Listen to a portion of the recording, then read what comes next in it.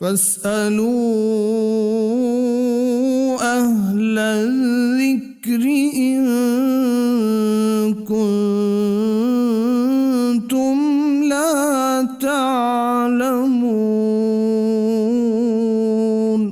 بسم اللہ الرحمن الرحیم، السلام علیکم۔ فتویٰ آن کرنٹ ایشوز کے ساتھ میں ہوں آپ کا میزبان علی امیس اور آپ دیکھ رہے ہیں پیغام ٹیلی ویژن۔ امید کرتے ہیں آپ جہاں ہوں گے خوش ہوں گے، بخیر و عافیت ہوں گے اور ہمیں بھی اپنی دعاؤں میں یاد رکھتے ہوں گے۔ اور حسب معمول پیر اور جمعرات کو آپ خدمت میں حاضر ہوتے ہیں۔ آج بھی اس پروگرام میں لائیو کالز کے تھرو شریک ہو سکتے ہیں۔ کرنا کیا ہے؟ کرنا آپ کو سمپل یہ ہے کہ پیغام ٹیلی ویژن کی جانب سے دیے گئے UAN نمبر پہ رابطہ کرنا ہے۔ نمبر اس وقت آپ کی اسکرین پہ بھی شو ہو رہا ہوگا، آپ نمبر نوٹ فرما لیں، 04211170000، یعنی 04211170000۔ اس کے علاوہ آپ ہمیں واٹس ایپ پہ بھی کانٹیکٹ کر سکتے ہیں، اپنے ریٹن میسیجز یا وائس نوٹ کی صورت میں میسیجز بھیج سکتے ہیں، وہ بھی نمبر نوٹ فرما لیں، 03215652000، یعنی 0321565200۔ الحمدللہ ہمارے ساتھ مفتیان کرام کا پینل موجود ہوتا ہے جو کہ کسی بھی قسم کے تعارف کا محتاج نہیں ہے۔ جو پہلی شخصیت ہمارے ساتھ موجود ہیں نامور عالمدین ہے جی، فضیلت الشیخ مفتی عبدالولی خان حفظہ اللہ تعالی، ہم انہیں خوش آمدید کہتے ہیں۔ مفتی صاحب السلام علیکم۔ وعلیکم السلام ورحمۃ اللہ۔ مفتی صاحب آپ کی طبیعت کیسی؟ جی الحمدللہ، شکر ہے رب کا۔ اور ان کے ساتھ موجود ہیں جی فضیلت الشیخ مفتی محمد نعمان فاروقی حفظہ اللہ تعالی، ہم انہیں بھی خوش آمدید کہتے ہیں۔ مفتی صاحب السلام علیکم۔ وعلیکم السلام ورحمۃ اللہ وبرکاتہ۔ مفتی صاحب آپ کے مزاج کیسے ہیں؟ جی اللہ کا شکر، الحمدللہ جی الحمدللہ۔ مفتی عبدالولی خان صاحب، مفتی صاحب اپنی ہیڈ لائنس کی جانب بڑھتے ہیں۔ جو آج کی مفتی صاحب کرنٹ ہیڈ لائن ہے وراثت سے ریلیٹڈ ہے کہ وراثت سے حصہ نہ ملنے پر بہن عدالت پہنچ گئی، اور اس سلسلے میں انہوں نے جو کلیم کیا کہ بھائی نے شادی کے بعد بالکل ہی انہوں نے کہہ دیا کہ کیونکہ تمہاری شادی کی ہم نے، اس وجہ سے تم پہ خرچ کیا، کافی زیادہ پڑھائی پہ لکھائی پہ ساری چیزوں پہ خرچ کیا، اب تمہیں کسی بھی قسم کے ہمیں آپ کا اس میں وراثت میں حصہ نہیں ہے، اور سارا ہڑپ جو الفاظ ہیں اس کی کہ سارا ہڑپ کر لیا انہوں نے۔ اس سلسلے میں جو ہمیں شرعی رہنمائی درکار ہوتی ہے، اب یہ بہت ہی نارمل ہو چکا ہے ہمارے معاشرے میں یہ جو تھنکنگ ہے کہ بعض لوگ کہتے ہیں کہ ہم نے بہن یا بیٹی کی تعلیم، شادی اور جہیز وغیرہ میں بہت سا پیسہ لگا دیا، اسی لیے ہم وراثت میں کچھ نہیں دیں گے۔ اس معاملے میں شریعت کیا کہتی ہے مفتی صاحب؟ الحمدللہ رب العالمین والصلاة والسلام علی سید المرسلین وعلی آلہ وصحبہ اجمعین، اما بعد۔ وراثت کا جو مسئلہ ہے وہ نہایت اہم مسئلہ ہے۔ قرآن مجید میں سورہ نساء مکمل جو صورت نازل ہوئی ہے یہ عورتوں کے متعلق مسائل ہے، اور اس صورت میں جو ابتدائی مسائل بیان ہوئے ہیں وہ اسی میراث کے متعلق ہیں۔ اللہ سبحانہ و تعالیٰ نے خواتین یا بیٹیوں کی میراث کے متعلق واضح طور پر یہ فرما دیا کہ یوصیکم اللہ فی اولادکم للذکر مثل حظ الانثیین۔ اللہ تمہیں یہ تاکیدی حکم دیتا ہے کہ تمہاری اولاد کے بارے میں میراث کے متعلق لڑکے کے لیے مثل حظ الانثیین، دو لڑکیوں کے حصے کے برابر ہے۔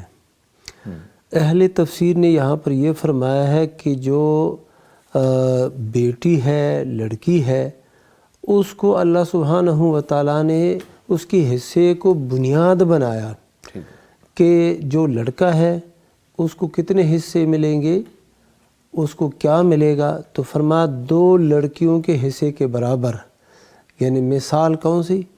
لڑکیوں کے حصے کے برابر، یعنی لڑکیوں کا حصہ مسلم ہے، شریعت میں اس کی بہت تاکید کی گئی ہے۔ اور یہ جو ہے ہمارے معاشرے میں کہ بالخصوص خواتین کو، بہنوں کو، بیٹیوں کو لوگ میراث نہیں دیتے۔ بعض اوقات ایسا بھی ہوتا ہے کہ زندگی میں کوئی شخص مال تقسیم کرتا ہے، میراث تقسیم کرتا ہے، اس کا ارادہ یہی ہوتا ہے کہ یہ میراث کی تقسیم ہو رہی ہے، وہ جو شخص ہے وہ بیٹیوں کو یعنی کم حصہ دے دیتا ہے، اس شریعت نے جو دیا ہے اس سے بھی کم، اور یا پھر ایسی تنخواہ دیتے ہیں۔ حرام ہے، یہ جائز نہیں ہے۔ یہ باپ جو ایسے کر رہا ہے اپنی زندگی میں، جو بیٹیوں کے ساتھ جو نہایت معصوم مخلوق ہے اور ماں باپ کی بہت عزت کرنے والی مخلوق ہے، ان کے ساتھ ایسے تم کرو گے تو وفات کے بعد بھائی کیا کریں گے ان کے ساتھ؟ وہ تو بے حد زیادہ ظلم کریں گے۔ تو یہ جو بات ہوئی ہے کہ ہم آپ کو میراث میں سے حصہ نہیں دے سکتے اس لیے کہ ہم نے تمہاری شادی کرائی ہے اور پڑھائی پہ اخراجات کیے ہیں، کیا اس بھائی نے اپنی بہن کو یہ بتایا کہ ہم جو اخراجات کر رہے ہیں یہ آپ کا اپنا مال ہے؟ جی ٹھیک ہے۔ شادی جو آپ کی کرا رہے ہیں، یہ جتنا سامان لے رہے ہیں یہ آپ کے پیسوں سے ہم لے رہے ہیں، میراث میں جو آپ کو حصہ ملا ہے۔ ٹھیک ہے۔ قانون تو میراث کے متعلق یہ ہے کہ جیسی فوتگی ہو جائے، باپ فوت ہو جائے اور تکفین اور تدفین کے فوراً بعد حساب کیا جائے باپ پر قرضہ کتنا ہے تو قرضے کی ادائیگی ہو جائے۔ اچھا پہلے باپ کے قرضے کی ادائیگی؟ ہاں جی ٹھیک ہے ٹھیک ہے۔ اچھا پھر دیکھا جائے کہ باپ نے وصیت کی ہے تو باقی مال میں جو وصیت ہے اس کو نافذ کریں گے، تیسرے حصے میں نافذ کریں گے۔ اچھا اس کے بعد جو مال بچے گا وہ اولاد پہ تقسیم ہوگا، بیوہ کو 8واں حصہ ملے گا، باقی جو مال ہے وہ بیٹوں اور بیٹیوں پر تقسیم ہوگا للذکر مثل حظ الانثیین کے قانون کے مطابق، یعنی بیٹے کو 2 حصے، بیٹی کو 1 حصہ، یہ قانون ہے۔ اس کے بعد جو ہے نا لڑکی کی پڑھائی ہے یہ اس کو دے دیا جائے، یہ پلاٹ ہے 10 مرلے آپ کے ہو گئے اور اسی طرح 20 مرلے اس بیٹے کے ہو گئے، اگر زمین زیادہ ہے، مکان ہے، پیسے نقد ہیں وہ بھی اسی طریقے سے تقسیم ہو۔ اس کے بعد جو ہے بھائی اگر نہیں پڑھوا سکتا، اس کی تعلیم کا سلسلہ نہیں جاری کر سکتا تو وہ کہہ دے میں آپ کی تعلیم کا خرچہ نہیں برداشت کر سکتا۔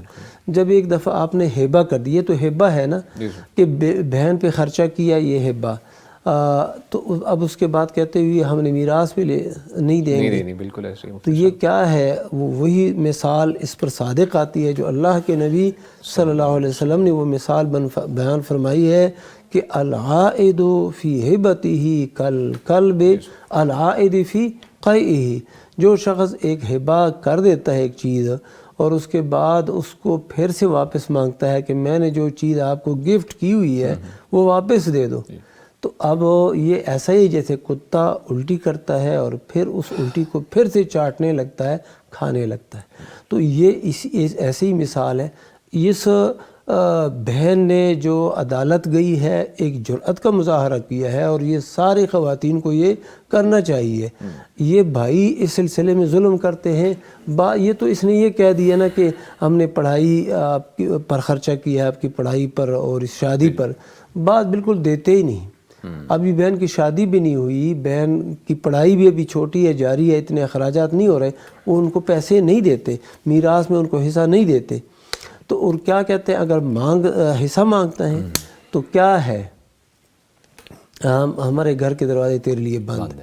اور بعض صورتیں ایسے ہوتی ہے کہ وہ باپ کی زندگی میں بیٹی کی شادی ہو جاتی ہے، پڑھائی بھی باپ کی زندگی میں ہی ہوتی ہے، باپ بعد میں فوت ہوتا ہے، پھر بھی بھائی جو ہے نا وہ قبضہ کر لیتے ہیں اور وہ بہنوں کو نہیں دیتے۔ یہ ظلم عظیم ہے اور بالکل حرام کھا رہے ہیں، اور یہ جو کر رہے ہیں نامناسب رویہ ہے، ناجائز رویہ ہے، اور یہ خواتین کو عدالت کا دروازہ کھٹکھٹانا چاہیے جو یہ اس صورتحال سے دوچار ہیں۔ بہت شکریہ مفتی صاحب۔ ہمارے ساتھ کالر موجود ہیں، ان کی جانب پڑھتے ہیں۔ جی السلام علیکم۔ وعلیکم السلام۔ فیاض احمد صاحب راجن پور سے، کیسے ہیں جی آپ؟ جی ٹھیک، اللہ کا شکر جی، الحمدللہ جی۔ کیا پوچھنا چاہیں گے مفتی صاحب سے؟ سر جی میں یہ سوال پوچھنا چاہتا ہوں، بس جب وہ نماز کے دوران جب وہ سجدے میں ہوتے ہیں دعا مانگ سکتے ہیں کوئی بھی گھر کے لیے، اپنے لیے یا کسی بھی چیز کے لیے؟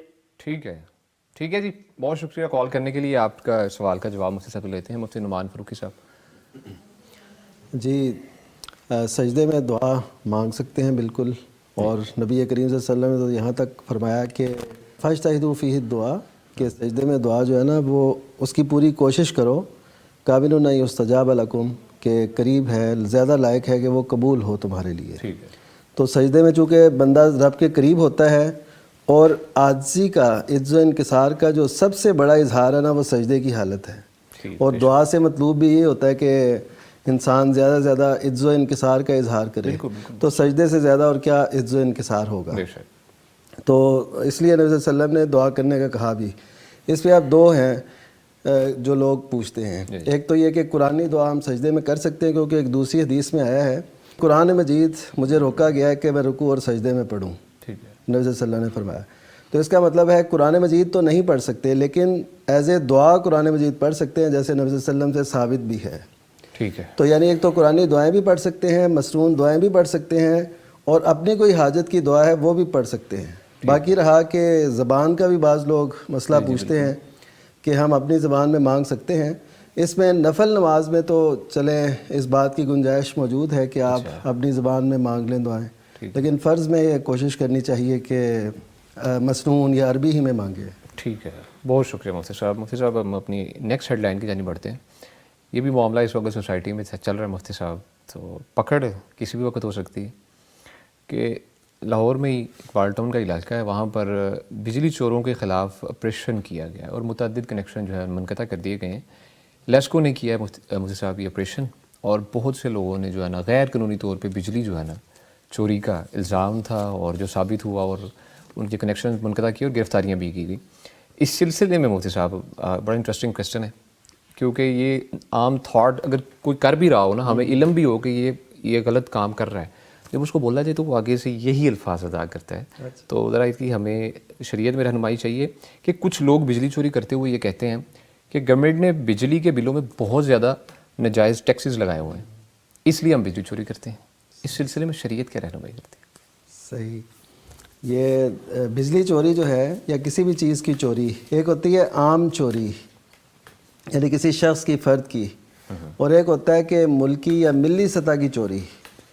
جیسے یہ کیونکہ اس سے بہت سے لوگ فائدہ اٹھا رہے ہوتے ہیں، یا کوئی اس پہ قبضہ کر لے ملک کی جگہ پہ، یا ملک کی چوری کرے، ملت کی چوری کرے یا ایسا کچھ، تو وہ پھر جرم کی نوعیت بڑھ جاتی ہے، کیونکہ اس سے بہت سارے لوگ فساد کا شکار ہوتے ہیں. تو عام چوری سے جو اجتماعی چوری ہے یا ملت کی چوری ہے، ملک کی چوری ہے، یہ زیادہ جو ہے نا نقصان دہ ہے. اس کی ایک مثال تو ایسے ہے کہ ایک تو لفظ آتے ہیں نا خیانت کے، ایک ہوتے ہیں دھوکے کے، اور ایک ہے غل. وہ کہتے ہیں قرآن مجید میں بھی اللہ تعالیٰ نے یہ لفظ ارشاد فرمائے وَمَن يَغْلُلْ يَأْتِ بِمَا غَلَّ يَوْمَ الْقِيَامَةِ، کہ جو شخص غلول کرے گا. غلول کیا ہوتا ہے کہ اجتماعی مال میں سے، جیسے غنیمت کا مال ہے، اس میں سے کوئی چیز چرا لی تقسیم ہونے سے پہلے، ہے تو یہ اس غنیمت کے لیے لفظ ہے خاص، لیکن اس سے اندازہ ہوتا ہے کہ غنیمت کے لیے علیحدہ لفظ بولا گیا. حالانکہ چوری تو کسی جگہ سے بھی کی جائے تو وہ چوری ہے، لیکن اس کے لیے علیحدہ لفظ استعمال کیے گئے.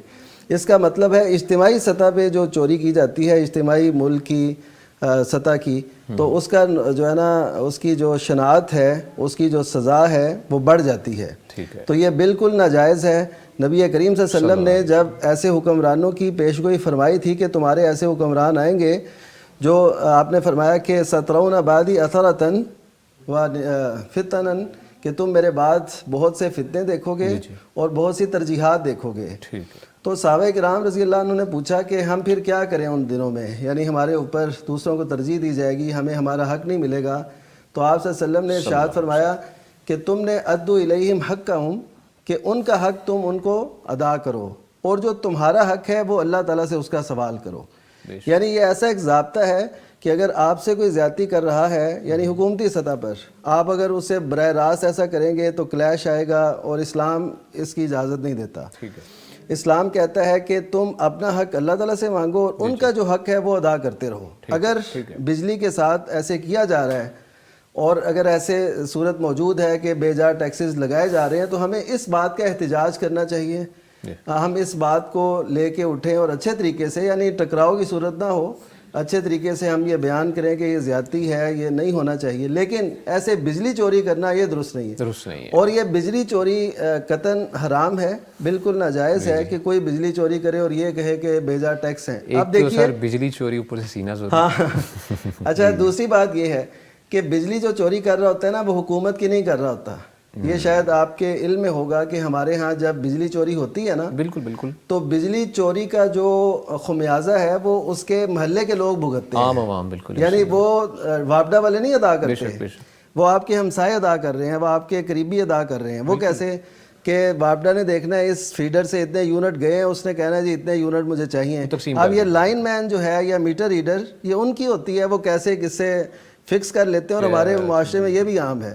تو جہاں پہ ہم عوام کو یہ تلقین کرتے ہیں کہ وہ بجلی چوری سے بچیں، وہاں پہ ہم میٹر ریڈر، لائن مین اور یہ جتنا یہ عملہ ہے، ان کو بھی ہم یہ تلقین کریں گے کہ آپ کی وجہ سے اگر نقصان میں لوگ جا رہے ہیں اور ان کو یہ شکایات ہیں تو آپ بھی اسی طرح مجرم ہیں۔ بالکل بالکل۔ تو اس وجہ سے ہم سب کو جرم سے نکلنا چاہیے، جرم کی نوعیتوں سے، صورتوں سے اللہ ہمیں توفیق محفوظ دے۔ رکھے، آمین۔ بہت شکریہ مفتی صاحب، ہمارے ساتھ ایک کالر موجود ہیں ابھی۔ جی السلام علیکم۔ وعلیکم السلام جی، محمد اشرف منڈی بالدین سے بات کر رہا ہوں جناب۔ جی جناب، کیسے ہیں آپ؟ الحمدللہ، اللہ کا شکر ہے، آپ کی دعائیں جی۔ جلیں جی، اللہ تعالیٰ آپ کو ہمیشہ خوش رکھے، اپنے حفظ و امان میں رکھے۔ کیا پوچھنا چاہیں گے آپ؟ جی میرا سوال یہ ہے کہ نفلی یا قضا روزے کی نیت ہے تو کیا ہے، اور دوسرا تہجد کی کم سے کم رکعتیں جو ہیں وہ کتنی ہیں؟ ٹھیک ہے جی، بہت شکریہ کال کرنے کے لیے۔ ابھی آپ کے سوال کا جواب مفتی صاحب سے لیتے ہیں۔ مفتی نعمان عبدالولی خان صاحب جو ہے نا، انما الاعمال بالنیات، اعمال کا معتبر ہونا یہ نیتوں کے ساتھ ہے، یعنی نیت ہوگی تو عمل معتبر ہوگا۔ روزہ چاہے وہ نفلی روزہ ہو یا فرضی روزہ ہو، اللہ کے نبی صلی اللہ علیہ وسلم نے فرمایا لا صیام لمن لم یجمع الصیام من اللیل، اس بندے کا روزہ ہی نہیں ہے جس بندے نے رات سے روزے کی نیت نہ کی ہو۔ تو لہذا رات ہی سے روزے کی نیت کا ہونا ضروری ہے، چاہے وہ نفل روزہ ہو چاہے وہ فرض روزہ ہو۔ ایک بات ہو گئی، اور اس کی کیا الفاظ ہیں؟ اس کے الفاظ کوئی نہیں ہے، یہ نیت ہے۔ نیت دل کے ارادے کا نام ہے۔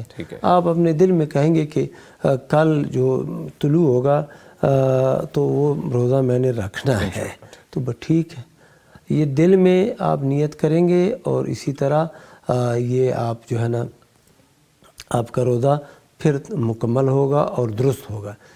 یہ تو ایک بات ہو گئی۔ دوسری بات تہجد کے متعلق اس نے کی کہ تہجد کی کم از کم کتنی رکعتیں ہیں، تو تہجد ہو، قیام اللیل، صلاۃ اللیل، صلاۃ الوتر، یہ سارے نام ایک ہی نماز کے نام ہیں۔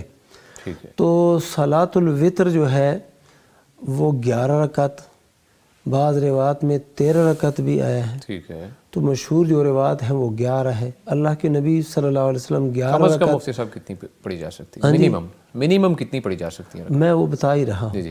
11 رکعت، 9 رکعت، 7 رکعت، 5 رکعت، 3 رکعت اور 1 رکعت۔ اچھا، ایک بھی ہے، ایک بھی پڑھ سکتے ہیں۔ عبداللہ ابن عباس رضی اللہ عنہما سے کسی نے کہا کہ معاویہ رضی اللہ عنہ وہ 1 رکعت وتر پڑھتے ہیں، تو انہوں نے کہا کہ وہ فقیہ ہے، معاویہ رضی اللہ عنہ فقیہ ہے۔ ٹھیک ہے، اچھا اچھا، ہاں جی، ٹھیک ہے ٹھیک ہے۔ تو امام مالک رحمہ اللہ کا بھی یہی فتویٰ ہے۔ جی ہاں جی، ٹھیک ہے، تو یہ کم از کم تعداد اتنی ہو گئی، یہی تہجد ہے اور یہی وتر ہے۔ چلو، بہت شکریہ مفتی صاحب۔ مفتی نعمان فاروقی صاحب، مفتی صاحب ریٹن سوالات کی جانب بڑھتے ہیں۔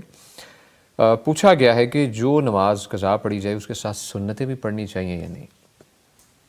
صحیح، اس میں یہ ہے کہ قضا نماز وہ فرض جو رہ جائیں وہ بعد میں ادا کرنے ہوتے ہیں، وقت گزرنے کے بعد اسے قضا کہتے ہیں۔ تو اس میں صرف آپ فرض ہی پڑھیں گے، الا ہے کہ فجر کی نماز، ٹھیک ہے، فجر کی نماز اگر قضا آپ پڑھ رہے ہیں تو تب سنتے ساتھ پڑھیں گے، کیونکہ اس کی جو ہے نا سختی، اس پہ کافی توجہ دلائی گئی۔ نبی کریم صلی اللہ علیہ وسلم نے چھوڑا نہیں ان کو کبھی، اور ویسے بھی خوب آپ نے تعلیم دی اس کی، تو اس وجہ سے یہ ہے کہ فجر کی سنتیں پڑھیں گے۔ اس کے علاوہ دیگر نمازوں کی سنتوں کی ضرورت نہیں ہے، وہ صرف اگر قضا ہو جائے، قضا کی بات ہو رہی ہے، قضا کی بات ہو رہی ہے کہ قضا میں آپ صرف فجر کی سنتیں پڑھیں گے، اور اسی طرح عشاء اگر آپ قضا پڑھ رہے ہیں تو کم از کم اس کے وتر وہ ضرور پڑھیں گے۔ ٹھیک ہے، اس کے علاوہ نماز کے ساتھ جو قضا آپ کر رہے ہیں اس کے ساتھ سنتیں پڑھنے کی ضرورت نہیں ہے۔ ٹھیک ہے، بہت شکریہ مفتی صاحب۔ ایک بات بات کا اضافہ کر دوں ضرور مفتی صاحب، وہ یہ ہے کہ یہ نہیں ہے کہ آپ نہیں پڑھ سکتے، آپ نہیں پڑھ سکتے، آپ اگر پڑھنا چاہیں یا آپ کا پڑھنا آپ کے لیے بہتر ہے۔ اللہ کے نبی صلی اللہ علیہ وسلم ایک دفعہ ظہر کی نماز انہوں نے پڑھائی، تو اس دوران کیا ہوا کہ وفد آیا، وفد عبد القیس، قبیلہ عبد القیس کا جو وفد وہ آیا، تو انہوں نے پھر باتیں شروع کی۔ نبی صلی اللہ علیہ وسلم کو وہ بعد والی 2 سنتوں کی ادائیگی کا موقع نہیں ملا۔ ٹھیک ہے، تو جب عصر کی نماز آپ صلی اللہ علیہ وسلم نے پڑھائی، پھر گھر آئے تو 2 رکعت نماز پڑھی، تو پوچھا گیا، ہاں اچھا ظہر کی جو چھٹی ہوئی تھی عصر کی نماز کے بعد پڑھی، تو پوچھا یہ گیا کہ آپ نے یہ کیوں پڑھی؟ تو بتایا کہ وہ وفد عبد القیس آیا تھا، میں 2 رکعت جو سنت نماز تھی نہیں پڑھ سکا، تو اس لیے اب موقع مل گیا۔ تو یعنی کہ آپ یہ نہیں ہے کہ آپ نہیں پڑھ سکتے، ٹھیک ہے، پڑھنا چاہیں تو بالکل پڑھیں۔ پڑھ سکتے ہیں، ٹھیک ہے، بہت شکریہ مفتی صاحب، ہمارے ساتھ ایک کالر موجود ہے جی۔ السلام علیکم۔ وعلیکم السلام سر، کیا حال ہے؟ خیریت سے آپ؟ الحمدللہ، اللہ کا شکر۔ عامر صاحب کراچی سے ہیں، آپ کیسے ہیں؟ الحمدللہ اللہ کا شکر ہے، خیر خیریت سے۔ تو اللہ پاک آپ کو خوش رکھے، اللہ پاک مفتی صاحب کو، باقی دوسرے حضرات بیٹے، اللہ پاک سب کو خوش رکھے۔ آمین آمین، جزاک اللہ آپ کی دعاؤں کے لیے۔ جی حضرت، آپ سے میں یہ سوال کرنا تھا، دیکھو دین کے بارے میں تو آپ کو پتہ ہے، علماء فرماتے کہ شرم نہیں ہے نا؟ جی جی بالکل جی، جو سر یہ اگر انسان کا پیشاب کا قطرہ سلوار پہ لگے یا وہ احتلام کا نا، تو اس کے بار بار دھونا، یہ تو پریشانی ہے، انسان ہے، بیماری ہے، تو اس کا کوئی حل ہو یا اس کا کوئی علاج ہو، یا اس سے نماز ہو سکتی ہے؟ پریشانی میں پریشان ہو جاتا ہوں، پھر نماز نہیں پڑھتا ہوں۔ جی جی تو اس کے بارے میں اگر آپ مجھے بتا دیں سر۔ ٹھیک ہے جی، بہت شکریہ کال کرنے کے لیے۔ آپ کے سوال کا جواب مفتی عبدالولی خان صاحب سے لیتے ہیں۔ ایک تو یہ ہے نا کہ اضطراری حالت ہے، بندہ نماز پڑھ رہا ہے، بعض لوگوں کو بیماری ہوتی ہے، اللہ تعالیٰ سب کو عافیت عطا فرمائے، وہ ایسے ہوتا ہے کہ وہ قطرے گر رہے ہوتے ہیں، پیشاب کے قطرے گر رہے ہوتے ہیں، اور وہ یعنی کہ شلوار پر جو تہ بند ہے اس پر وہ گر رہے ہوتے ہیں، تو اس دوران کوئی حرج نہیں ہے، یہ بندہ نماز پڑھے، کوئی حرج نہیں۔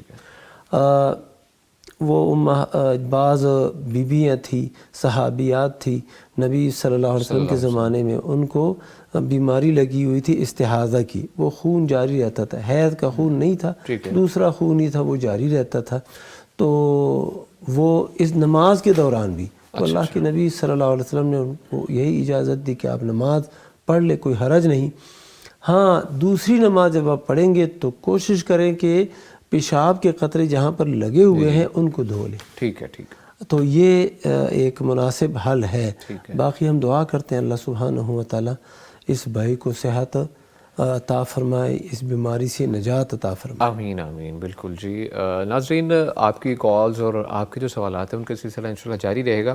ملتے ہیں ایک چھوٹی سی بریک کے بعد۔ فاسألوا أهل الذكر إن كنتم لا تعلمون فاسألوا أهل الذكر إن كنتم لا تعلمون۔ ویلکم بیک جی، گفتگو کا سلسلہ آگے بڑھاتے ہیں، لیکن آپ کو چھوٹا سا ریمائنڈر کرواتے چلیں کہ آپ ہمیں واٹس ایپ کے ذریعے بھی اپنے میسیجز یا وائس نوٹ کی صورت میں اپنے سوالات پوچھ سکتے ہیں مفتی صاحب سے۔ نمبر آپ نوٹ فرما لیں، آپ کی اسکرین پہ بھی اس وقت شو ہو رہا ہوگا، 0321565200، یعنی 0321565200۔ اور اس کے علاوہ آپ ہمیں یوٹیوب پہ بھی لائیو دیکھ سکتے ہیں، پیغام آفیشیل لائیو ٹی وی کے نام سے آپ سرچ کیجئے، اور آپ لائیو اسٹریمنگ کے کمنٹ سیکشن میں اپنے سوالات بھی پوچھ سکتے ہیں۔ سوالات کے جوابات انشاءاللہ مفتی یعنی کرام سے آپ کو اسی وقت انشاءاللہ کوشش کریں گے جتنی جلدی ہو سکے آپ کو پرووائڈ کیے جائیں۔ مفتی عبدالولی خان صاحب، مفتی صاحب سوالات کی جانب بڑھتے ہیں۔ پوچھا گیا ہے کہ جس عورت کا خامند فوت ہو گیا ہو وہ دوران عدت خامند کی قبر پر جا سکتی ہے یا نہیں جا سکتی؟ جا سکتی ہے، خاوند کے قبر پہ جا سکتی ہے، اس کے لیے وہاں پر دعائیں مانگ سکتی ہے، اس میں کوئی حرج نہیں ہے۔ اور میں اس سلسلے میں یہ بات بھی عرض کر دوں کہ اس مسئلے کے اندر جو گھر سے نکلنے والی بات ہے اس میں اتنی شدت نہیں ہے جتنی شدت بعض اہل علم کرتے ہیں۔ مسئلہ جو ہے ایک حدیث ہے اور وہ فریعہ رضی اللہ تعالی عنہا سے وہ حدیث مروی ہے۔ یہ ابو سعید خدری رضی اللہ تعالی عنہ کی بہن تھی۔ ان سے روایت کرنے والی زینب بنت کعب ہے۔ یہ زینب نام ہے، اب میں زینب بنت مالک ہے یا زینب بنت کعب ہے، تو یہ روایت کرنے والی ہے۔ اس کے متعلق اہل علم نے، حافظ ابن حجر نے اور حافظ ابن حزم نے، جو بہت بڑے امام گزرے ہیں، انہوں نے کہا یہ مجہولہ ہے اور اس کے بارے میں کسی کی توثیق نہیں ہے منقول، اور اسی طرح تضعیف بھی نہیں منقول، تو ایسے راوی کو مجہول ہی کہتے ہیں، تو یہ مجہولہ ہے۔ اور جو ہے عورت کا خاوند کے گھر سے نکلنا، میکے جانا، یہ جب عمر رضی اللہ تعالیٰ عنہ کی شہادت ہوئی 3 دن بعد علی رضی اللہ تعالیٰ عنہ ان کو لے گئے اپنے گھر۔ عائشہ رضی اللہ تعالیٰ عنہ کی ایک قریبی تھی، وہ اس کا خاوند فوت ہو گیا تو انہوں نے بھی وہ لے آئے۔ ابن عباس رضی اللہ تعالیٰ عنہ بھی یہی فتویٰ دیتے رہے، جابر رضی اللہ تعالیٰ عنہ کا بھی یہی فتویٰ۔ تو بہر صورت وہ شدت نہیں ہے۔ ہاں جو شدت ہے کس بات میں ہے کہ یہ عورت 4 مہینے 10 دن وہ عدت گزارے گی، سوگ کی حالت میں رہے گی، نکاح آگے نہیں کر سکتی، اور منقش اور مزین لباس، سرما اور پاؤڈر اور سرخی وغیرہ ان چیزوں کا استعمال یہ نہیں کرے گی، سوگ کی حالت میں رہے گی۔ باقی یہ سارے اہل علم یہ اس کے جواز کی قائل ہیں کہ ڈیوٹی پہ جا سکتی ہے، اگر وہ کہیں پر معلمہ ہے، طبیبہ ہے، ڈاکٹر ہے، یا کوئی اور اس کی ذمہ داری ہے تو وہ جا سکتی ہے، یا غریب لوگ ہیں کسی کے گھر کام کاج کرتی ہے اور پیٹ پالتی ہیں تو وہ اس کے لیے بھی وہ جا سکتی ہے۔ ٹھیک ہے، بہت شکریہ مفتی صاحب۔ ہمارے ساتھ ایک کالر موجود ہے، ان کی جانب پڑھتے ہیں۔ جی السلام علیکم۔ جی وعلیکم السلام۔ مرزا قمر صاحب لاہور سے، کیسے ہیں آپ؟ جی الحمدللہ، اللہ کا شکر، بہتر۔ آپ لوگ کیسے ہیں؟ جی الحمدللہ، اللہ کا شکر، جی اللہ کا شکر، آپ کی دعائیں ہیں۔ کیا پوچھنا چاہیں گے مفتی صاحب سے آپ؟ سر سب سے پہلے تو آپ لوگوں کا شکریہ کہ بہت اچھا آپ پروگرام کر رہے ہیں، ہمیں بہت اچھا لگتا ہے اور ہم ڈیلی آپ کا پروگرام بہت ذوق سے سنتے ہیں اور دیکھتے ہیں۔ اچھا جی، جزاک اللہ جی، بہت شکریہ، اللہ آپ کو خوش رکھے، بارک اللہ، اللہ آپ کو برکت دے۔ اچھا سر، گزارش یہ تھی، میرا کوشچن یہ تھا کہ میرے اوپر 21 سے 22 لاکھ روپے قرض ہے۔ اچھا، تو میں گھر بھی اسی سے اس کاروبار کر رہا ہوں، ٹھیک ہے، 10 سال سے میں کاروبار کر رہا ہوں، تو اسی سے میرا گھر بھی چل رہا ہے، ٹھیک ہے، گھر بھی میں بنا رہا ہوں، اس سے ڈیولپمنٹ کر رہا ہوں، دوسرا بیٹی کی شادی کی ہے وہ بھی انہی پیسوں میں سے ہی، دوسرا آگے بچوں کی بھی شادیاں کرنے وہ بھی انہی پیسوں میں سے ہی، ٹھیک ہے، تو مجھے زکوٰۃ میں دے رہا ہوں آلریڈی۔ تو میں یہ پوچھنا چاہ رہا تھا کہ مجھ پہ 21-22 لاکھ روپے قرض ہے کہ میری سالانہ زکوٰۃ کتنی بن رہی ہے؟ ٹھیک ہے، کہیں میں کم تو نہیں دے رہا؟ اچھا اچھا اچھا، ٹھیک ہے جی، تو ہاں جی جی جی، کیونکہ 1-2 گھر میں نے لگائے ہوئے ہیں، کوئی 60,000 روپیہ تک میں دے رہا ہوں زکوٰۃ۔ اچھا اچھا، ماشاء اللہ جی، ماشاء اللہ، یہ میں وضاحت چاہ رہا تھا کہ میرا جو اپنا پیسہ ہے نا وہ دکان میں کوئی نہیں ہے اس وقت، ٹھیک ہو، کبھی 1,00,000 2 لاکھ ہو جاتا ہے، کبھی کم ہو جاتا ہے، کبھی 24 لاکھ پہ قرض چلا جاتا ہے، کبھی 20 لاکھ پہ قرض چلا جاتا ہے۔ یہ چیزیں یہ مجھے صرف پوچھنا تھا کہ آیا کہ میں جو زکوٰۃ دے رہا ہوں وہ ٹھیک ہے یا کم ہے؟ اچھا اچھا، ٹھیک ہے، ان سے جی جی، سوال ہی کا حصہ ہے کیونکہ جواب دینا ہے، ان سے ذرا یہ پوچھیے کہ وہ آمدن ان کی ٹوٹل کتنی ہوتی ہے؟ جی مفتی صاحب پوچھ رہے ہیں کہ آپ کی سالانہ آمدن کتنی ہے؟ سالانہ آمدن یہ تو کبھی ہم نے حساب لگایا نہیں ہے، آپ لیکن ماہانہ میں آپ کو بتا رہا ہوں۔ اندازاً جی جی، ماہانہ آمدن کتنی ہو سکتی ہے اگر بتا سکتے ہیں؟ وہ کہہ رہے ہیں اسی حساب سے ہم آپ کو بتا پائیں گے کہ زکوٰۃ آپ بہتر دے رہے ہیں جی۔ تقریباً 1.5 سے 2 لاکھ روپیہ ماہانہ؟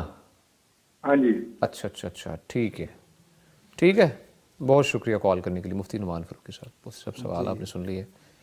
ہاں، اس میں ایسا ہے کہ ان کی اتنی انکم ہے جس کو ہم اگر وہ جمع کریں، یعنی سال پہ اس کو اگر کریں تو وہ تقریباً اگر یہ بتا رہے ہیں 1.5 سے 2 لاکھ، چلیں ہم اس کو کنسیڈر کر لیتے ہیں 20 لاکھ یا 24 لاکھ کے around قریب about تقریباً بن جاتی ہے. جی.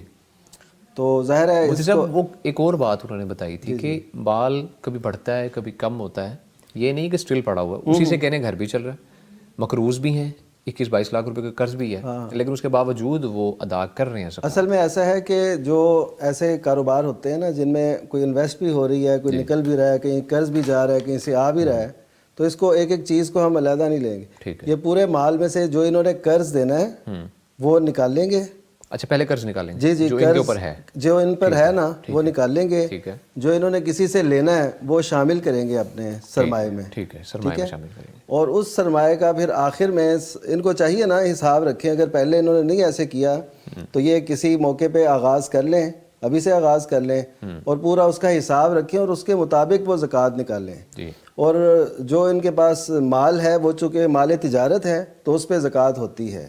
تو جو انہوں نے کسی کا دینا ہے, جو قرض ہے ان پہ, وہ تو ظاہر ہے اس کو نکال لیں گے. جو کسی سے لینا ہے وہ شامل کریں گے اور جتنا سال کے آخر میں ہوگا اس میں سے 2.5% یہ ادا کریں گے. اور مفتی صاحب اگر ان کیس انویسٹر ہے ساتھ میں, کئی دفعہ ہوتا ہے انویسٹر ہے, آپ کو صرف جو انویسٹمنٹ کرنے والا ہے وہ آپ کے ساتھ کام آپ کر رہے ہیں, لیکن جو پروفٹ ہے وہ آپ 50-50 شیئرنگ پہ ہوتے ہیں. اس سلسلے میں یہ انویسٹر کا پیسہ ہے, ان کا پیسہ نہیں ہے, انڈائریکٹلی. اچھا اچھا, تو اس سلسلے میں ان کے اوپر ہے لاگو یا جو انویسٹر ہے اس نہیں, وہ تو ادارے پہ ہی ہوتی ہے نا. مثلا جس ادارے میں یا جس دکان میں آپ انویسٹ کر رہے ہیں وہ اسی دکان سے یا اسی ادارے سے اجتماعی شکل میں نکلے گی, اور جن کا اتنا ان کا جتنا ہی شیئر ہوگا, جن کا اتنا ہوگا, اسی تناسب سے وہ زکوٰۃ نکالی جائے گی. ٹھیک ہے, ٹھیک ہے.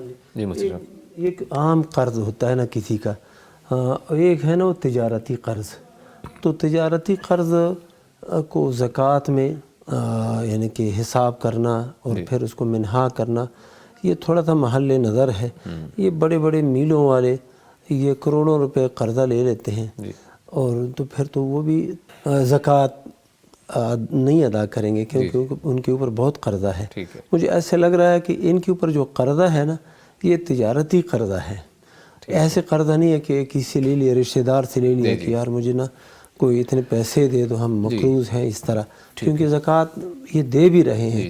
تو اللہ ان کو مزید توفیق دے. مفتی صاحب اگر سر اختصار کے ساتھ اگر کس طریقے سے سال بعد زکوٰۃ نکالنی ہے, کیا طریقہ کار ہونا چاہیے, وہ اگر آپ اختصار سال کے بعد نا ہم اگر نقد پیسہ ہے اس نقد پیسے کا حساب لگائیں گے کہ کب سے ہمارے پاس یہ نصاب کو پہنچا ہے, اور اس کے بعد سالانہ طور پر لاکھ کے پیچھے 2,500 روپے یہ زکوٰۃ ادا کریں گے. اگر کسی کے پاس 50 لاکھ ہے تو وہ اس حساب سے زکوٰۃ وہ ادا کرے گا, یعنی 2,500 فی لاکھ 2,500 تو وہ جمع کر کے, اور جو ان پہ قرضہ ہے اچھا اچھا ٹھیک ہے وہ قرضہ اسے نکال کے لیکن تجارتی قرضہ یہ اس کی صورت الگ ہے. اس کو میں تو نہیں سمجھتا کہ اس کو نکالیں گے, اس کو شامل ہی رکھیں گے. اور یہ جو نکال رہے ہیں کہ 60,000 کے لگ بھگ, یہ کافی ہے انشاءاللہ تعالی, اور اسی پر ہی جمع رہیں. بہت شکریہ مفتی صاحب. ہمارے ساتھ ایک کالر موجود ہیں. جی السلام علیکم. وعلیکم السلام سر, کیسے ہیں, کیا حال ہے؟ حافظ بلال بات کر رہا ہوں سر سنگنپور سے. جی الحمدللہ, آپ کیسے ہیں؟ جی الحمدللہ. کیا پوچھ رہے ہیں؟ مفتی صاحب سے یہی کویسچن ہے کہ سر جب مؤذن اذان کے لیے اذان کہتا ہے روزے کی حالت میں رمضان شریف میں, تو سر وہ افطاری خود پہلے کر لیتا ہے, کیا قرآن و حدیث کی روشنی میں اس طرح کرنا جائز ہے؟ تو ذرا تفصیل سے بتا دیں. ٹھیک ہے جی, بہت شکریہ کال کرنے کے لیے مفتی عبدالولی خان صاحب. ہاں یہ بالکل جائز ہے, کیونکہ یہ افطاری کا وقت جو ہے یہ ہو جاتا ہے تب مؤذن اذان دیتا ہے. تو یہ ایک اعلان ہے کہ آپ لوگ روزہ افطار کر لیں. تو وہ پہلے اگر افطار کرتا ہے مؤذن تو اچھی بات ہے, کیونکہ افطار کرنے میں جتنی جلدی ہو سکے بندہ وہ کر لے. تو یہ حدیث میں یہ آتا ہے نا کہ اذا اقبل اللیل من ہا ہونا, جب یہاں سے رات آ جائے اور یہاں سے دن چلا جائے, وغربت الشمس, اور سورج غروب ہو جائے, تو فقط افطر الصائم, روزے دار جو ہے وہ افطار کے وقت میں داخل ہو گیا ہے. اب جو اذان ہے, بعض علاقوں میں آپ نے دیکھا ہوگا وہ اذان نہیں دیتے, وہ اعلان کر دیتے ہیں روزہ کھولو, پھر اذان جو ہے نا وہ 5-6 منٹ بعد دیتے ہیں، یا بعض علاقوں میں یہ ہوتا ہے جب پہلے زمانہ تھا اور اس میں یہ اذان لاؤڈ سپیکر پر یہ سہولتیں میسر نہ تھی، تو یہ جو حکومتیں ہوتی تھیں نا یہ توپ چلاتے تھے، تو وہ توپ چلا کے اس کا مطلب یہ ہوتا تھا کہ اب نا افطار کر لو روزہ، اور جب سحری کا وقت ختم ہو جاتا تھا تو ختم ہونے لگتا اس وقت وہ پھر ایک یعنی توپ کا گولہ جو ہے نا وہ چلاتے تھے، تو یہ اذان تو نہیں ہوتی تھی۔ تو اذان شرط نہیں ہے، لیکن احسن اذان ہے، اذان ہے جب وہ مؤذن افطار کر لے اور اس کے بعد وہ اذان دے دے، اگر وہ ایسا بھی نہ کرے پہلے اذان دے پھر اس کے بعد افطار کرے یہ بھی ٹھیک ہے، یہ تاخیر اتنی زیادہ تاخیر نہیں ہے کہ وہ مکروہ ہو جائے۔ بہت شکریہ مفتی صاحب۔ ناظرین سوالات کا سلسلہ آگے جاری رکھیں گے لیکن ایک چھوٹی سی بریک کے بعد۔ فَاسْأَلُوا أَهْلَ الذِّكْرِ إِن كُنتُمْ لَا تَعْلَمُونَ فَاسْأَلُوا أَهْلَ الذِّكْرِ إِن كُنتُمْ لَا تَعْلَمُونَ۔ ویلکم بیک جی، گفتگو کا سلسلہ آگے بڑھاتے ہیں لیکن آپ کو اپنے واٹس ایپ کا نمبر نوٹ کرواتے چلیں۔ آپ نوٹ کر لیں، اپنے ریٹن میسیجز اور وائس نوٹ کی صورت میں دونوں میسیجز آپ بھیج سکتے ہیں۔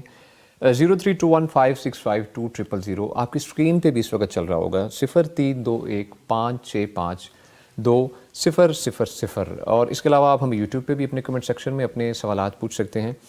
مفتی نعمان فاروقی صاحب، مفتی صاحب اپنے یوٹیوب کے سوالات کی جانب بڑھتے ہیں۔ متی الرحمان پوچھتے ہیں کہ فوتگی میں تسبیح پڑھنا جائز ہے یا نہیں؟ کہا یہ جاتا ہے کہ فارغ بیٹھنے سے بہتر ہے کہ تسبیح پڑھ لو۔ یہ سوال پیدا ہونے کی وجہ یہ ہے کہ ہم جب تعزیت کے لیے جاتے ہیں کہیں پہ تو ہم وہاں پہ بہت زیادہ بیٹھتے ہیں۔ تعزیت کے لیے جانا بھی ٹھیک ہے، تعزیت کرنا بھی ٹھیک ہے، اس کا ثواب بھی ہے، لیکن یہ ہے کہ وہاں پہ جانا، بیٹھنا، پھر کھانے کے انتظار کرنا، پھر یہ وہ مجلسیں بپا کرنا، ادھر حقہ، سگریٹ اور یہ وہ اخبار، یہ سب کچھ چلتے رہنا، یہ اصل میں اس کا تصور نہیں ہے۔ تعزیت کریں، اور وہاں پہ کوئی بیٹھنے کی بھی خاص ضرورت نہیں ہے، اگر آپ کو چلتے پھرتے بھی کوئی مل جاتا ہے تو ادھر کر لیں، ٹھیک ہے۔ ظاہر ہے جس کی فوتگی ہوئی ہے وہ آپ کو ملتا ہے کہیں پہ، وہاں پہ تعزیت کر لیں کسی بھی طریقے سے۔ بالفرض اب اگر آپ گئے ہیں تو اہم کام ہے اس کے لیے دعا کرنا، اور وہ دعا آپ نے کر دی تو اس کے بعد آپ ایزی ہیں تو آپ نہ ادھر بیٹھیں کہ یہ سوال پیدا ہو کہ جی فارغ بیٹھنے سے بہتر ہے۔ ہاں ظاہر ہے جو لوگ عزیز و قارب دور سے گئے ہوتے ہیں انہوں نے ظاہر ہے ادھر ہی بیٹھنا ہوتا ہے، تو ان کے لیے یہ ہے وہ بھی وہاں پہ اس کی بخشش کی دعائیں کریں۔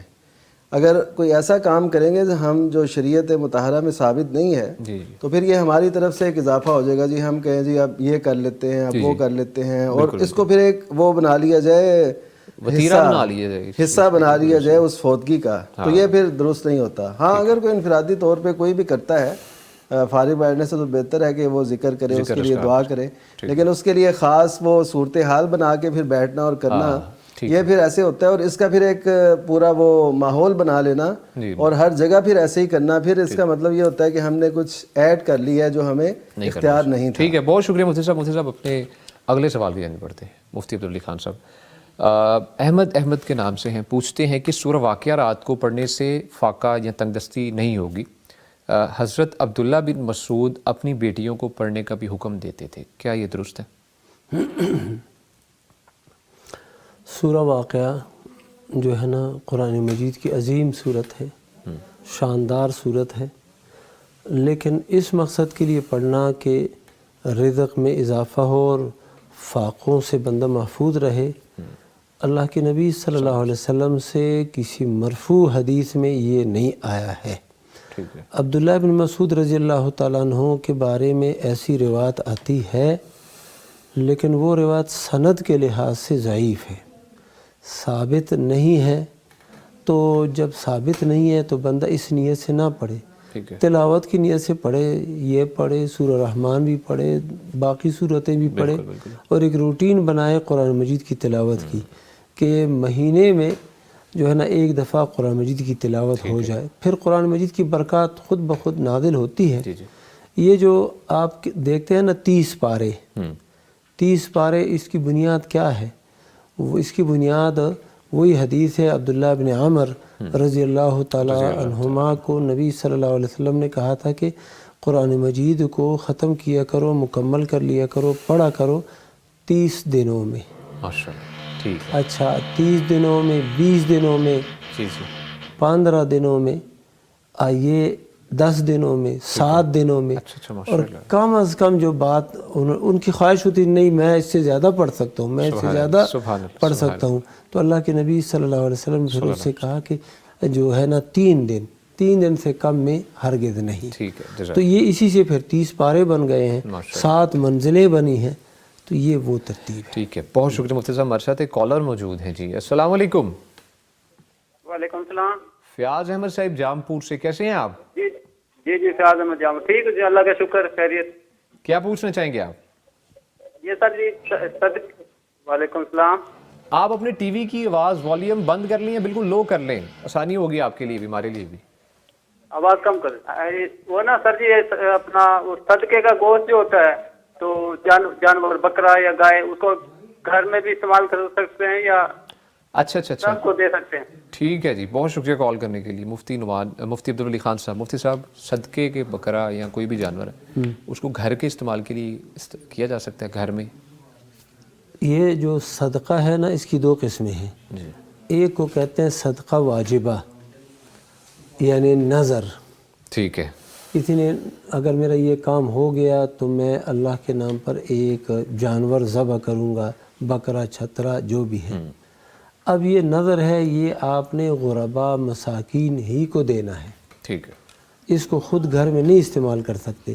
اور ایک ہے نظر یا صدقہ، نظر والا نہیں، ایک عام صدقہ ہے، نفلی صدقہ جس کو کہتے ہیں۔ تو نفلی صدقہ آپ خود کھائیں، دیگر لوگوں کو کھلائیں، حتیٰ کہ آپ اغنیاء کو بھی کھلا سکتے ہیں، اپنے گھر والوں کو بھی کھلا سکتے ہیں، اس میں کوئی حرج نہیں، نفلی صدقے کی حیثیت اور ہے۔ ٹھیک ہے، بہت شکریہ مفتی صاحب۔ مفتی نعمان فاروقی صاحب، مفتی صاحب کمنٹ سیکشن اس وقت کافی طویل ہیں، وہاں پہ سوالات کافی پوچھے ہیں یوٹیوب پہ۔ عائشہ علی صاحبہ ہیں، سب سے پہلے تو السلام علیکم لکھتی ہیں، پوچھتی ہیں کہ کیا میں اپنے بھائی بہنوں کو زکوٰۃ دے سکتی ہوں اور وہ بھی شادی شدہ بھی نہیں، اور میرے امی ابو دونوں نہیں ہیں، وفات پا چکے ہیں، کہ اپنے بہن بھائیوں کو زکوٰۃ دی جا سکتی؟ تو یہ تو بہت اچھی صورت ہے۔ نبی کریم صلی اللہ علیہ وسلم نے جو ارشاد فرمایا تھا، آپ کا یہ مقصد تھا کہ جو اپنے عزیزوں پہ جو صدقہ کرنا ہے، خرچ کرنا ہے، اس کا دوہرا اجر ہے، ایک تو صلہ رحمی کا اور ایک خرچ کرنے کا۔ بالکل۔ تو صلہ رحمی کی اس سے اچھی اور صورت کیا ہوگی کہ آپ اپنے بہن بھائیوں کو سپورٹ کریں، اور یہ زکوٰۃ اس لیے دے سکتی ہیں کہ بہن بھائیوں کا ذمہ ان پہ نہیں ہے۔ یہ ایک اصول ہے کہ اگر کسی کے خرچ کا ذمہ کسی پہ نہیں ہے تو وہ اس کو زکوٰۃ دے سکتا ہے۔ ٹھیک ہے، تو اس وجہ سے ان پہ ذمہ نہیں ہے تو یہ زکوٰۃ دیں، اور یہ بہت اچھی بات ہے، اور پردہ داری بھی رہتی ہے، اور تانے بھی نہیں ملتے، اور کام بھی ہو جاتا ہے۔ بہت شکریہ مفتی صاحب۔ مفتی عبدالولی خان صاحب، مفتی صاحب یو کے کے نام سے آئی ڈی ہے، وہ پوچھتی ہیں، سب سے پہلے تو السلام علیکم ورحمۃ اللہ وبرکاتہ، وعلیکم السلام۔ اپریشیٹ کرتی ہیں کہ آپ کا پروگرام بہت اچھا ہے، بارک اللہ فیکم، آمین، جزاک اللہ خیرہ۔ سوال ان کا ہے کہ کیا عورت شوہر سے جھوٹ موڑ کر روٹھ سکتی ہے اس کی توجہ یا وقت لینے کے لیے؟ تو یہ گناہ میں شمار تو نہیں ہوگا؟ بالکل نہیں ہوگا، سبحان اللہ، ٹھیک ہے، بلکہ یہ جو ہے، ہاں یہ جو صورت ہے نا کہ عورت بعض اوقات جھوٹ بول لیتی ہے خاوند کے وقت کو لینے کے لیے یا توجہ لینے کے لیے، یا پھر ایسے کوئی، یا اس کے غصے سے بچنے کے لیے، مختلف حالات ہوتے ہیں نا، تو یہ بول سکتی ہے۔ اسی طرح خاوند صاحب بھی بیوی کے غصے سے بچنے کے لیے اور ان کی توجہ حاصل کرنے کے لیے وہ بھی کبھی کبھی ایسے بول سکتے ہیں، لیکن اس کو معمول نہ بنایا جائے کہ بندے کی زندگی سارے جھوٹ پر ہی مبنی ہو، نہیں، اعتبار ہی ختم ہو، بلکہ یہ بعض اوقات ایسا کیا جائے، اور ایسا کرنا ضروری بھی ہوتا ہے، مرد بھی کرتے ہیں، عورتیں بھی ایسی کرتی ہیں، تو جائز ہے۔ اللہ کے نبی صلی اللہ علیہ وسلم نے یہ جو ہے نا اس کو جھوٹ نہیں قرار دیا، یہ جھوٹ ہی نہیں ہے، تو بول سکتے ہیں، کوئی مسئلہ نہیں ہے انشاءاللہ۔ باہمی رنجشیں بھی مزہ دیتی ہیں، یہ ضروری تو نہیں کہ محبت ہی محبت۔ سبحان اللہ، بالکل بالکل مفتی صاحب، بہت شکریہ، جزاک اللہ خیرہ۔ مفتی نعمان فاروقی صاحب، مجھے جب ریٹرن سوال کی جانب بڑھتے ہیں، واٹس ایپ پہ سوال موصول ہوا، پوچھا گیا ہے کہ اللہم وسع لی فی داری، اس دعا میں وسعت سے کیا مراد ہے؟ وسعت جو ہے نا ظاہری طور پر تو یہی مراد ہے کہ گھر کشادہ ہو، کیونکہ کشادہ گھر، اچھی بیوی اور اچھی سواری، اس کو سعادت قرار دیا گیا نبی کریم صلی اللہ علیہ وسلم کی طرف سے۔ تو اس کا مطلب ہے یہ طلب بھی کرنا چاہیے اللہ سے، جن کے گھروں میں وسعت ہوتی ہے عموماً ان کے دل و دماغ میں بھی وسعت ہوتی ہے۔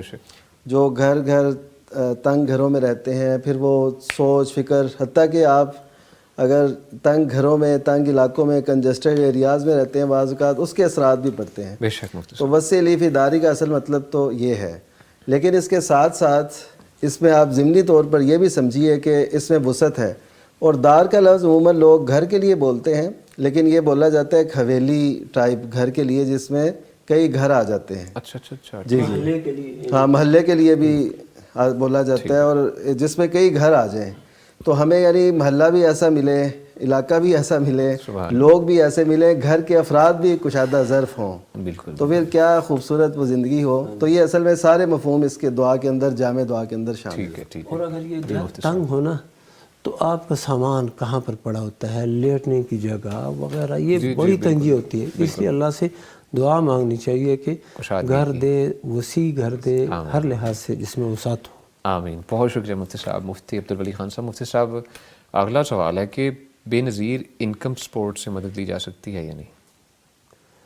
جو لوگ صاحب استحقاق ہیں، مستحق ہیں، اور وہ فقیر ہیں، زکوٰۃ کے حقدار ہیں، وہ تو لے سکتے ہیں۔ حکومت کی طرف سے یہ ایک اچھا اقدام ہے جو کہ غرباء اور مساکین اور بیوگان، ان کے لیے یہ پروگرام شروع ہوا ہے، تو یہ بالکل درست ہے، لے سکتے ہیں۔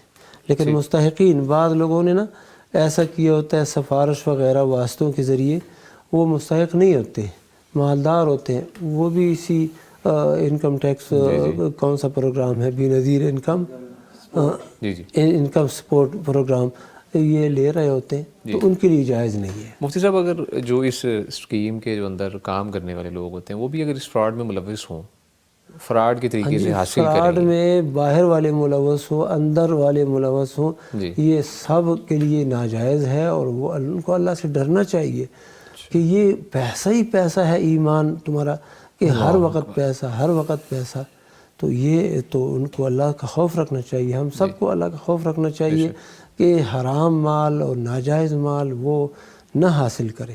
ٹھیک ہے، وہ کسی بھی ذریعے سے ہو، کسی بھی ذریعے سے۔ ٹھیک ہے، بہت شکریہ مفتی صاحب۔ مفتی نعمان فاروقی صاحب، مفتی صاحب اختصار کے ساتھ جواب چاہیے کیونکہ وقت ہمارا بہت شارٹ ہے۔ مرحومہ والدہ کے لیے روزے رکھ سکتی ہوں اور نماز پڑھ سکتی ہوں یا نہیں؟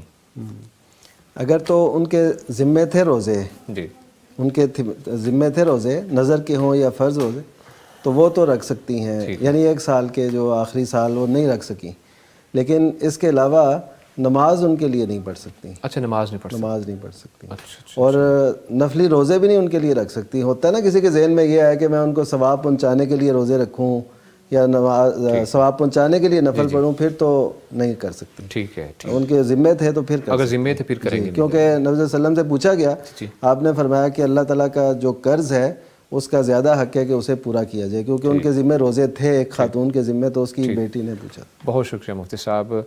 ناظرین، پروگرام اپنے اختتام کو پہنچتا ہے۔ ہمارے ساتھ جو شخصیات موجود تھیں، مفتی عبدالولی خان صاحب، مفتی صاحب آپ کی تشریف آوری کا شکریہ، جزاک اللہ خیر۔ بارک اللہ فیکم۔ جزاک اللہ جی۔ اور ان کے ساتھ موجود رہے جی فضیلت الشیخ مفتی نعمان فاروقی حفظہ اللہ تعالیٰ۔ مفتی صاحب آپ بھی تشریف لائے، بہت شکریہ، جزاک اللہ خیر، اللہ تعالیٰ آپ کو خوش رکھے۔ ناظرین، پروگرام کو کرنے کا مقصد اور چھوٹا سا ریمائنڈر کہ روزہ رکھا کرے پیر اور جمعرات کا، کوشش کریں اپنے دوست احباب کو، تمام تر لوگوں کو روزہ رکھنے کی تلقین کریں، اور اپنا بہت سا خیال رکھیے گا، اور ہمیں بھی اپنی دعاؤں میں یاد رکھیے گا۔ آپ سے ملاقات ہوگی انشاءاللہ اگلے پروگرام میں، تب تک کے لیے دیجیے اجازت، اللہ نگہبان۔ فاسألوا أهل الذكر إن كنتم